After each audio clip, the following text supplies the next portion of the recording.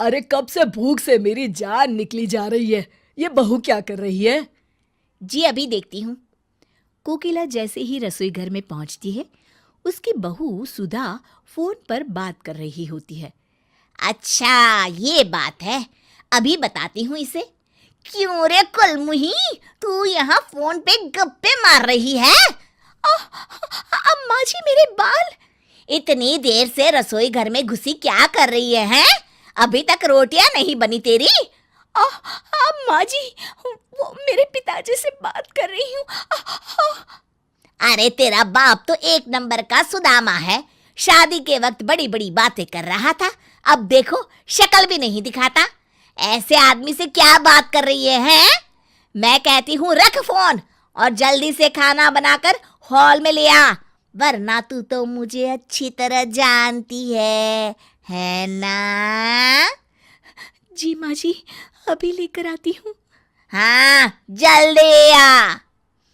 गुस्से में बड़बड़ाती हुई कोकिला वहां से चली जाती है। कोकिला छोटी छोटी बातों को लेकर अपनी बहू सुधा को अक्सर मारा पीटा करती थी। अपनी पत्नी की इस हालत से अनजान सुधा का पति सूरज एक दिन ऑफिस के काम से दूसरे शहर जाने की तैयारी कर रहा होता है कि तभी, इसे भी रख लीजिए जी। अरे इस डब्बे में क्या है भाई? बड़ी अच्छी खुशबू आ रही है। रास्ते में खाने के लिए मैंने आपकी पसंद के आलू के पराठे बनाए हैं। ठीक है, इसे बैग में रख दो। अच्छा सुनो, अब मैं निकलता हूँ, तुम अपना ख्याल रखना। हाँ जी। सूरज वहां से चला जाता है। इस तरह सुधा के पति के दूसरे शहर जाते ही उसके सास ससुर के अत्याचार और बढ़ जाते हैं। तंग आकर सुधा घर छोड़ने का मन मना लेती है और जब सुधा अपनी सास के साथ बाजार से सब्जी खरीद रही होती है, तभी सुधा मौका देखकर अपने मायके जाने वाली बस में चढ़ जाती है। अरे ये नालायक कहाँ चली गई? कोकिला बहू को बाजार में ढूंढने लगती है। तभी उसकी नजर रीटा पर पड़ती है, जो एक चोरनी होती है और उसकी शक्ल हूबहू सुधा से मिलती है। अरे करमजली, तू यहाँ क्या कर रही है? कब से ढूंढ रही हूँ तुझे। भगवान तेरी जैसी बहू किसी को ना दे। पूरा बाजार घूम घूम के मेरी हालत खराब हो गई। और ये अचानक तूने ये अजीबोगरीब कपड़े कहाँ से पहन लिए? अब सीधी तरह घर चल, बहुत देर हो गई है। अरे ये बेवकूफ मुझे अपनी बहू समझ रही है। अच्छा है, बुढ़िया पैसे वाली दिखाई देती है। इसके घर तो चोरी करने में मजा आ जाएगा। रीटा कोकिला के साथ उसके घर चली जाती है। अगली सुबह, अरे ओ मेरी निकम्मी बहू, सुबह के 10 बज चुके हैं और तू अभी तक अपने कमरे में आराम फरमा रही है। लगता है जब तक 2-4 तुझे पड़ती नहीं ना, तेरी अकल ठिकाने नहीं आती। चलो उठ अब जल्दी और मेरे लिए नाश्ता बना कर लिया। अच्छा तो ये बात है। इसका मतलब है कि इसकी बहू इससे तंग आकर घर छोड़कर चली गई है। ये तो एक नंबर की चांडाल सास है, इसे तो सबक सिखाना पड़ेगा। अरे तू पागल हो गई है क्या बुढ़िया, जो मुझे नाश्ता बनाने के लिए बोल रही है?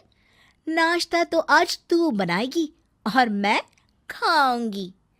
हाँ देखो किस तरह जबान चल रही है इसकी, हैं?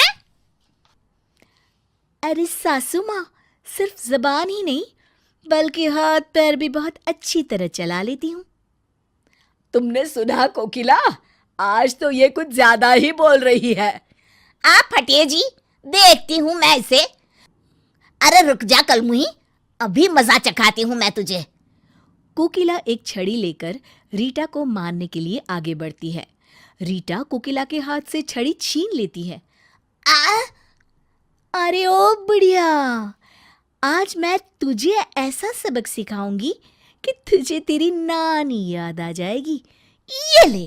अरे मर गई रे। अभी तो शुरुआत है। ये ले और ले। अरे मर गई। हाँ हाँ, और जोर से चिल्ला। ओए माँ, मर गई रे। अरे आप खड़े खड़े क्या देख रहे हैं, मुझे बचाइए। अरे ये क्या बचाएगा तुझे, मैं इसकी भी अच्छी मरम्मत करूंगी। ये ले खुसड़ बुड्ढे। अब मर गया रे। क्यों, मजा आ रहा है ना? अब पता चला कि दर्द क्या होता है। आज से तुम दोनों घर के सारे काम करोगे, समझे? अरे तू जैसा कहेगी हम वैसा करेंगे। बस बस, और मत मार। हाँ हाँ बहू, हम दोनों मिलकर घर का सारा काम कर दिया करेंगे। हम तुझे कभी कुछ करने के लिए नहीं कहेंगे, बस हमें छोड़ दे। ठीक है, आज के लिए इतना काफी है। अब मैं अपने कमरे में आराम करने जा रही हूँ। 15 मिनट के अंदर चाय नाश्ता मेरे कमरे में आ जाना चाहिए। अरे बहू, अभी लेकर आती हूँ। रीटा कमरे में चली जाती है। अगले दिन से उस घर की दिनचर्या पूरी तरह से बदल जाती है। रीटा सुधा के सास ससुर से घर के सारे काम करवाती और खुद मजे से आराम करती। अरे बुढ़ापे में मुझे क्या क्या करना पड़ रहा है। कोकिला, अगर हम बहू को इतना नहीं सताते तो आज हमें ये दिन नहीं देखना पड़ता। आप बिल्कुल सही कहते हैं जी। तभी वहां रीटा आ जाती है। सुधा के सास ससुर रीटा के पैर पकड़ लेते हैं। अरे बहू, हमें माफ कर दे। हमें हमारी गलती का एहसास हो गया है। भगवान के लिए अब हम पर अत्याचार मत कर। हाँ हाँ बहू, हमें माफ कर दे, तू तो हमारी बेटी समान है। अरे अगर माफी मांगनी है तो अपनी बहू से जाकर मांगो, जो तुम दोनों के अत्याचार से तंग आकर अपने मायके चली गई है। मैं तो उसकी हमशक्ल रीटा हूँ। क्या? तू सुधा नहीं बल्कि उसकी हमशक्ल है? हाँ, मैं उसकी हमशक्ल हूँ। मैं समझ गई। शायद हम दोनों को सुधारने का यही सही तरीका था। हम आज ही जाकर अपनी बहू को ले आएंगे। चलो जी, चलते हैं। हाँ हाँ, चलो भाग्यवान। इस तरह सुधा के सास ससुर सुधर जाते हैं। शिक्षा जैसे को तैसा कभी ना कभी मिल ही जाता है।